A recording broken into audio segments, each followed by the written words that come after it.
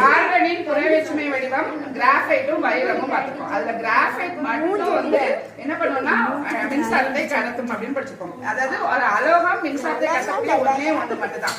பொதுவா உலோகங்கள் தான் என்ன பண்ணும் மின்சாரத்தை கடத்தும். ஆனா இங்க அலோகங்கள் மின்சாரத்தை கடத்துது. சரியா? சோ அதுக்கான எக்ஸ்பெரிமெண்ட் தான் இது. இப்ப லைட் எரியுதா? அப்ப என்ன அர்த்தம்? இங்க பாருங்க, இங்க இருந்து வயர்ல இருந்து இந்த கார்பனோட புறவேற்றுமை வடிவமான கிராஃபைட் வழியா தான் அந்த இது கனெக்ட் பண்ணிருக்கோம். சோ அப்போ இந்த கிராஃபைட் வந்து என்ன பண்ணுது மின்சாரத்தை கடத்துது. இது எல்லாமே நம்ம எதுல இருக்கும்? இந்த நம்மளுடைய பென்சிலோட இந்த இதுல இருக்கு இல்லையா பாருங்க, இதுலதான் கிராஃபைட். ஓகேவா? புரியுதா? இப்போ அப்படிமா